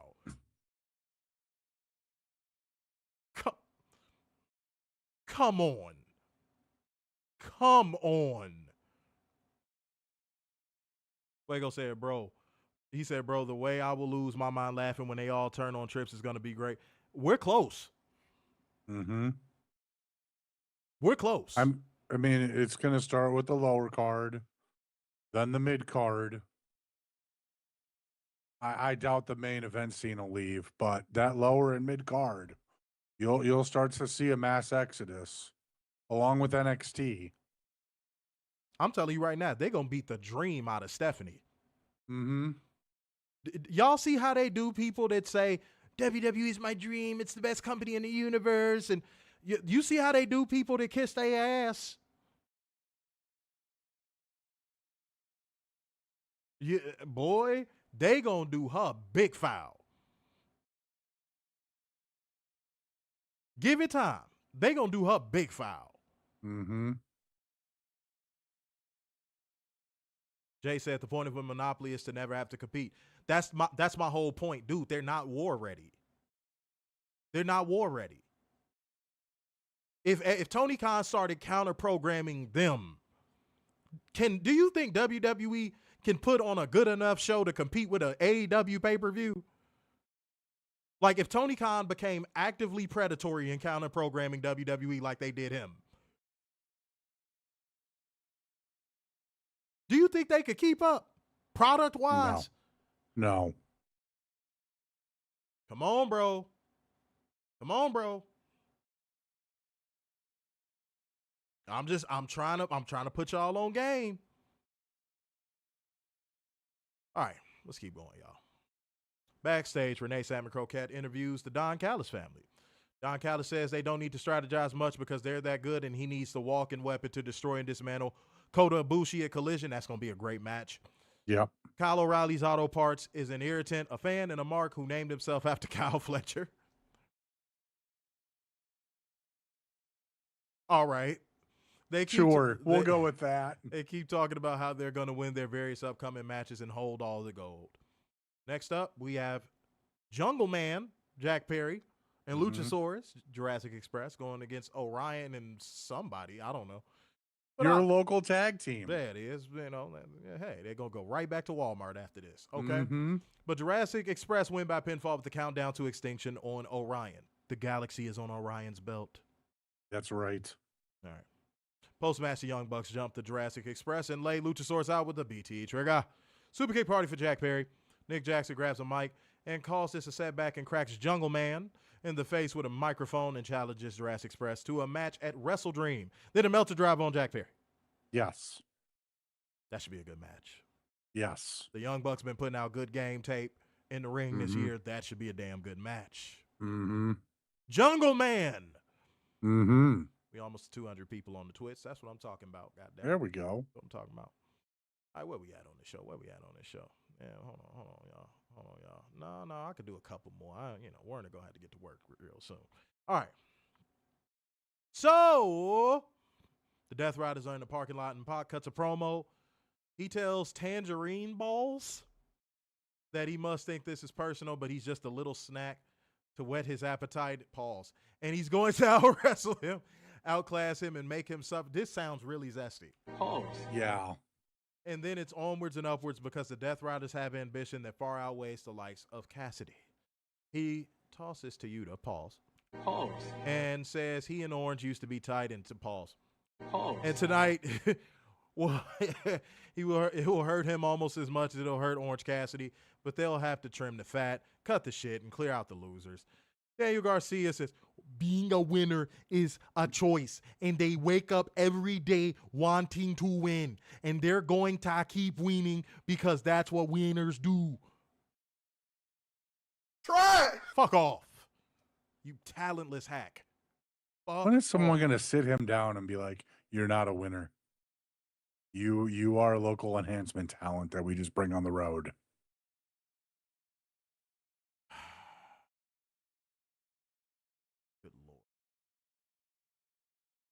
Let's keep on. Kyle versus Kyle 2 for the AEW TNT Championship. I'm going to give this one a mini cheat code. Kyle O'Reilly had a vintage performance. Kyle Fletcher is continuing to grow his confidence in the ring, pause if necessary. Pause. And he is continuing to go out there and deliver at a main event caliber level. And he had a great match, surprisingly physical match with Kyle O'Reilly's Auto Parts. But Kyle Fletcher won by pinfall with a brainbuster, retaining the AEW TNT Championship. Guys, give your thoughts on this match. I want to give your thoughts on this match as well. I actually really liked this match. I thought Kyle Fletcher really shined in showing how he's trying to take that next step in his wrestling journey, game, whatever. And you know what? This was good business also by Fletcher, because he could have been that punky 26-year-old who doesn't give a shit and went into business for himself and made O'Reilly look bad. but he didn't. And I applaud him for that. Because, if this was the other company, it would have been the other way around, like I just said. Oh, yeah, he definitely could have phoned this in. Yeah. But Kyle O'Reilly looked phenomenal. He maybe him and Roddy can get, in the tag team division and make some noise there, maybe get a short run or something. Great match. I have no complaints. And either way it goes, Werner, Kyle wins. Kyle wins either way, yeah. Yeah, so shouts out to Kyle. Mm-hmm. Y'all know what Kyle I'm talking about. Mm-hmm. But no, these are the matches that Kyle Fletcher needs to have. These are the matches that Kyle Fletcher needs to have. If he wants people to look back on his career 5, 6, 7 years from now and go, this was where it all started, he needed to have matches like these. You gotta put good game tape out there for people to revere you as a legend or revere you as one of the best to ever do it. You have to have the game tape. And slowly but surely, dude, he's building up that game tape. And he's stacking performances. What more could you ask for out of a young talent? So yeah, good for him. Not only that, the game tape part. This is also putting out good game tape out for other wrestlers, that say, oh, I want to work with Kyle Fletcher because of this match. Plain and simple. You're going to have more wrestlers wanting to come to AEW just to wrestle Kyle Fletcher for performances like this tonight. I'm starting to think Tony Khan is developing a culture and a roster of wrestlers where people want to come over there. Mm-hmm. I already think he's there. I already think that Tony Khan has cultivated that. And Jace is on the ball tonight. That's the reason why. AEW makes stars. And if that's another reason why WWE needs to disappear. Because if WWE disappeared, these stars that have been being built up in AEW wouldn't have that stigma attached to them of, well, they're not bigger than this guy in WWE. You know why? Because they're in WWE and WWE's just bigger and older. That stigma would go away. That's also a bad faith argument. Oh, don't get me started. Oh, don't get me started. Oh, my fucking God. Dude, that is not a hill you want to die on. Dude, if somebody wants to debate me on that, I will fucking destroy you. AEW has created more stars in the last goddamn 2 years than WWE has in the last 10. You do not want to go there. That is something you do not want to do. So if you watching our show right now and you thinking of debating me on that, oh, please think twice. Man, I could destroy that shit in a second. Oh, don't do that. Don't do that. Okay. Post-match. Lance Archer hits the ring because everybody dies, of course. Yes. To chokeslam Kyle O'Reilly's auto parts, but Roderick Strong and Tomohiro Ishii make the save. Rocky Road Romero joins the fray. Heels in control briefly, but here comes Mark Briscoe. Low bridge sends Lance crash to the floor. Right hands for Romero, and he gets chucked to the floor too. Fletcher stops short of punching Briscoe. They stare each other down, and we go to break. Oh! Back for commercial. Renee Sam Croquette informs Kyle Fletcher and Don Callis that he's going to have to defend his TNT championship against Mark Briscoe at Wrestle Dream. Now, answering Mercedes Monet, I can talk. Mercedes Monet's open challenge is Warner do some work. Mercedes Monet versus Lacey Lane, Formerly known as Kaden Carter. but it should have been Dakota Kai. Come off it. Like, dude, come off it. Come off it. That's all I heard when I got onto that little, latest set. It should have been Dakota Kai. And dude, that should tell you how many Fed Walkers were watching the show tonight. Mm-hmm. I knew it was a shit ton of Fed Walkers watching the show tonight with the response to that Hurt Syndicate motherfucking goddamn demand match. that was how I knew it was a ton of fucking fair walkers watching. I didn't even have to get to this point. But go ahead. Yeah. No, I think this was a mini cheat code. Lacey Lane really opened some eyes tonight. Jesus. And my eyes as well. You know, for all the 4-minute matches that she was getting in WWE, she really opened some eyes tonight. I give this a mini cheat code, but Mercedes still wins with the moneymaker. And Casey, I know you still indecisive. Casey Catanzaro. I know you're still indecisive on if you want to come back and put some more bumps on your bump card, because I'm sure you have many other ways to get that paper. But when I see you at WrestleK, beloved, we going to have a talk. And I'm going to talk to you. I think Tony Khan would legitimately, in the pro wrestling world, because I think you're a star outside of the pro wrestling world with the American Ninja Warrior stuff, but I think Tony Khan in the wrestling world would make you a star. I do. That is something I firmly believe. I'm not your manager. I'm not your advisor. I'm not your lover, homie, friend. I'm not none of that. But I think for whatever reason or another, don't ask me why, but I just think Tony Khan would make you a star in pro wrestling. I feel like he would play into your background. I feel like he would make sure you utilize your athleticism. I feel like he would let you have a unique gimmick. I think you should come over there and see what's up. Even if you only sign that for a year just to try it out, I really think you should give AEW a go. I completely agree. So, yeah. Did you get to the result? Yeah, I said Mercedes won. Damn. With a Mone maker. I be losing track of shit sometimes. I got old man brain around this motherfucker. All right, go ahead. Alrighty, up next we have Sammy Guevara backstage with the Beast Mortos. Long story short, Beast Mortos. The Beast Motos. Mortos. More against toast? Eddie Burger Kingston on Collision. Twice, Arner. Twice. Motos and then more toes. Ladies and gentlemen, that he has 2 new names, 2 new gimmicks. He is going to come out as a giant toe on Collision because he is now the Beast More Toes. He is going to come out as a foot. And he's multifaceted, okay? And his new gimmick he can do many gimmicks at once. His new gimmick is going to be a giant foot that goes, yeah, see? Give me all your money, Shane. If you know what that reference is, salute to you. Oh, my goodness. But go ahead. Alrighty, up next, we have the AEW Tag Team Champions, Brodido, taking on the AEW Unified Champion, Okada and Takeshita, in a double Jeopardy Eliminator match. Fucking cheat code. Fucking cheat code. This was a phenomenal match. You getting a dictionary for Christmas. I'm gonna buy you the Webster's fucking dictionary for Christmas, and I'm gonna make sure you read that motherfucker.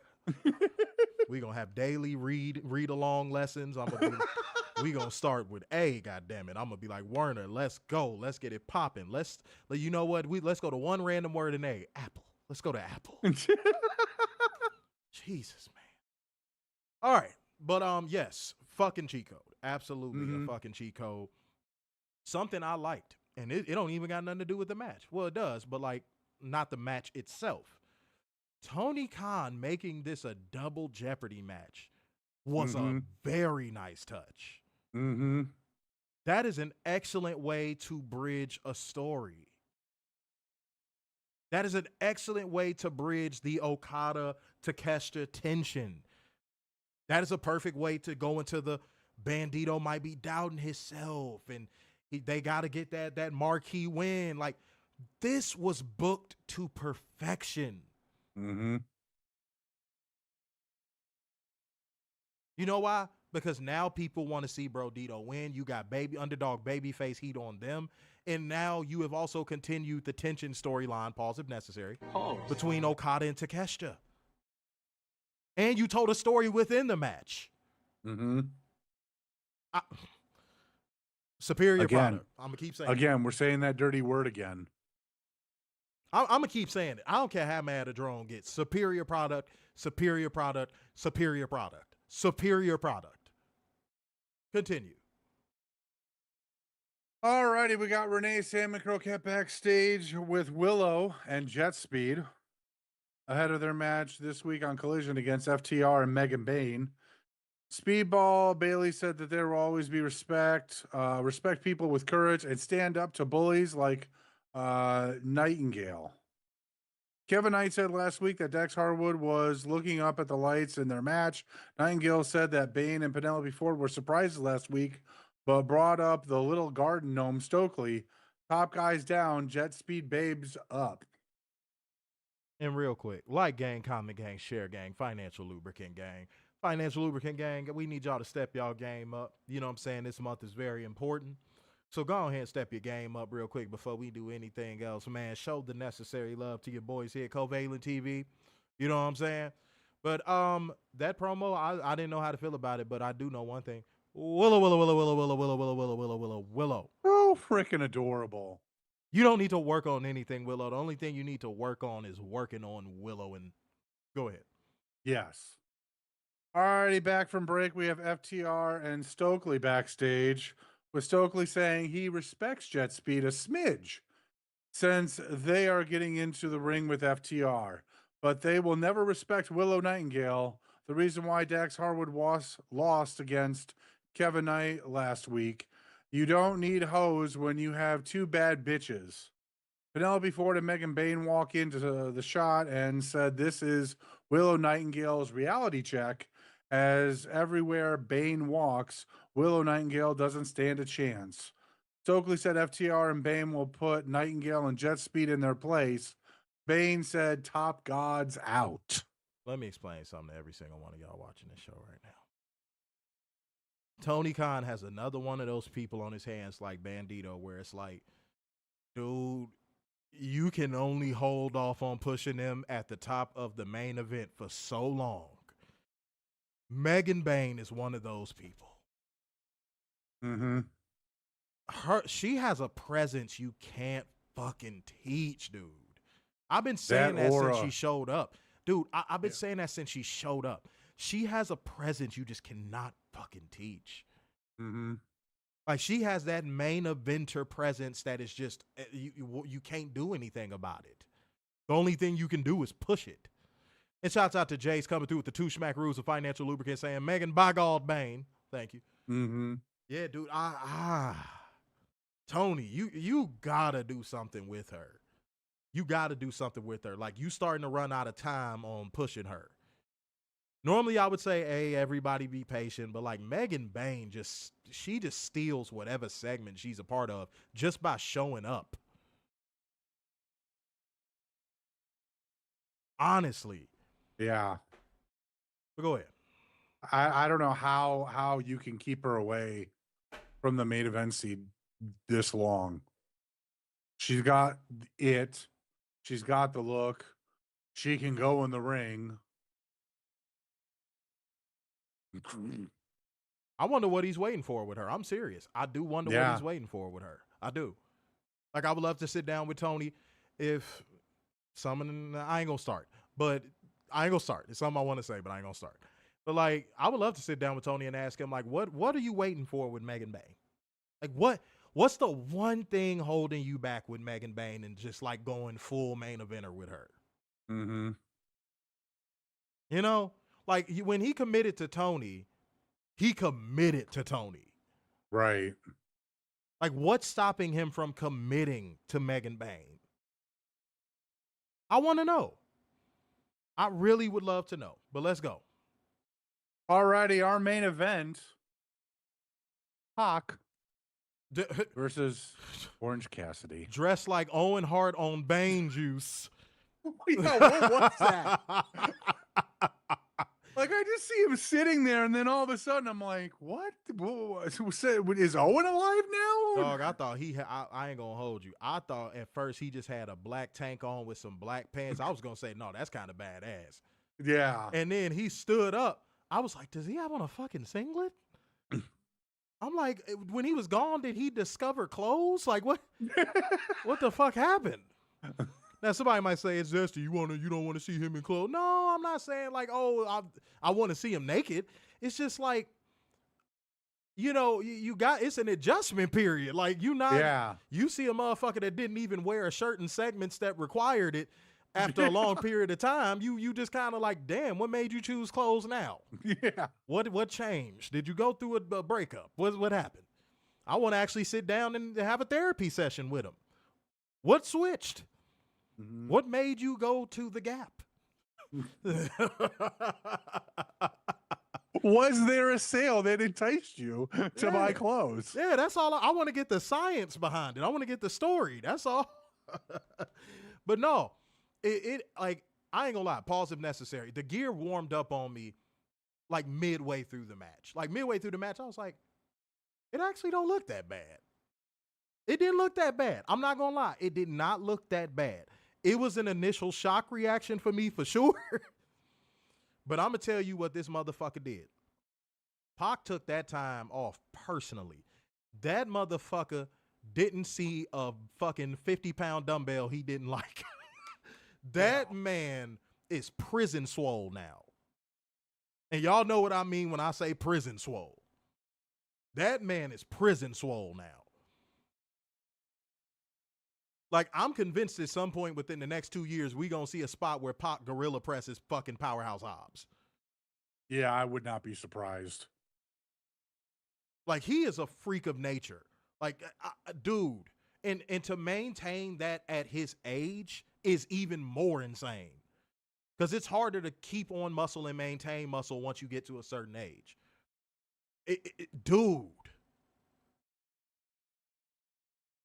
But let's talk. Did you get to the result? Because we got to talk about it. All right, I'm going to go to the end of the match. Pac's ankle was handcuffed by Darby Allin. Somehow Pac was able to free himself by the count of 7, dove back into the ring at 9, but rolled right into a Cassidy Cazadora pin for the victory. Post-match, Pac sprinted at Darby, who was ready with presumably mace, blinding Pac and causing the commentators to start coughing. Wheeler Yuta showed up and was dropped as well with a taser, as Jon Moxley, Claudio Castagnoli, Daniel Garcia, and Marina Shafir at ringside, trying to chase after Darby Allin, but he was already bringing out the Molotov cocktails. The Death Riders kept their distance until security literally speared the shit out of Darby Allin. I forget my guy's name. that word security there. I know him. Like, I met him at Wale Mania. He's a cool guy. When that motherfucker tackled him almost as if he was like, no, that shit had me rolling. I don't think it was supposed to come off that way, but that shit was funny as a bitch. How you gonna spear him into some dumpsters? That motherfucker, bro, the way he tackled him was funny as shit.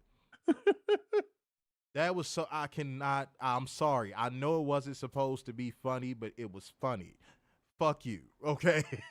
That was hilarious. Hold on real quick. Maybe my body knew I was finna start talking about this shit.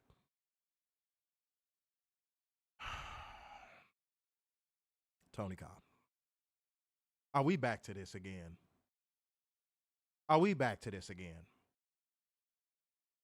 Are we back to Orange Cassidy wins LOL already? Yeah. Are we about to go back to Orange Cassidy wins LOL already? He had an ankle handcuffed, and that was the reason why he won. You had Pac come out there like Owen on Bane juice for him to lose like that. Are we, Tony? I don't know who needs to tell you, bro. Orange Cassidy is almost a middle-aged man.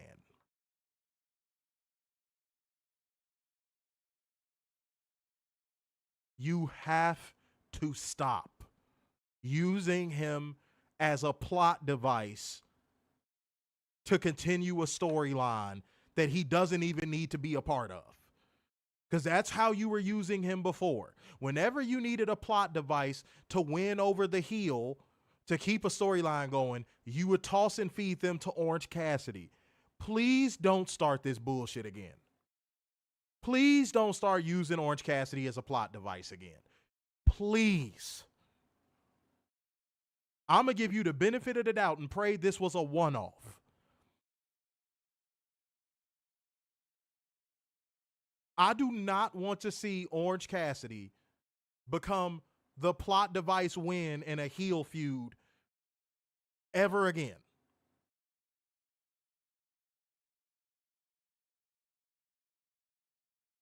If you have to have him, okay, cool. Jobber for the stars. All right, I can live with that. But like, no, this should not have happened. Plain and simple. This should not have happened. And that's all I'm not going to snap just yet. This just didn't need to happen. Go ahead. I want to go back to the beginning of the match. When he came out to nothing. Yeah. Came out, it was so bad. He came out to so much nothing. He looked back at the Tron. Because now he knows.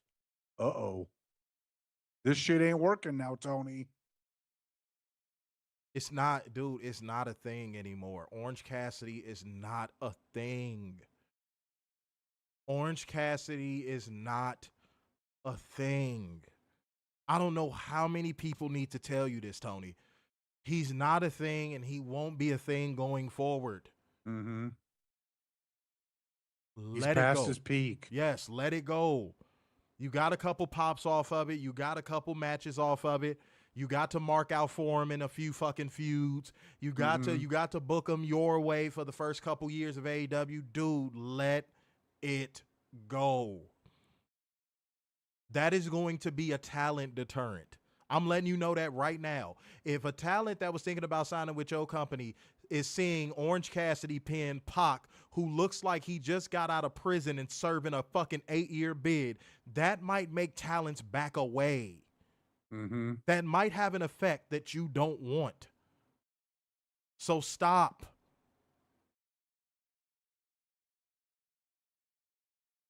Let's go to ratings. Real quick. I am convinced Darby Allin is a GTA character. Man, I'm gonna let you finish your thought, bro. No, I'm serious. The way with the Molotov cocktails, the flamethrower, the handcuffing thing, like, come on. This is straight out of GTA stuff.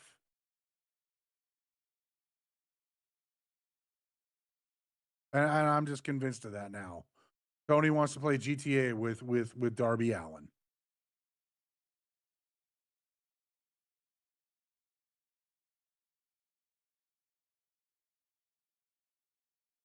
That was the whole basis of your point. You stopped rating. Mm-hmm.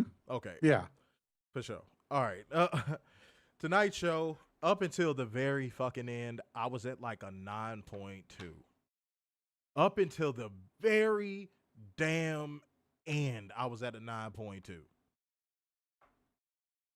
That Orange Cassidy bullshit bumped this down to an 8.6 for me. 8.6. Moment of the night, that Hangman Adam Page Samoa Joe promo. Go ahead. Yeah, I was the whole night I was at an 8.5.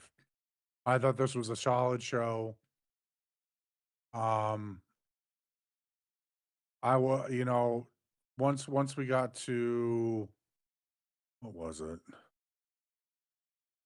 Once we got to the Mercedes match, I was like, oh, they're probably gonna make Pac Pac Orange Cassidy the main event. So I just knew that this was gonna be an 8.5 night. For a great show, but you shouldn't be having Orange Cassidy in the main event.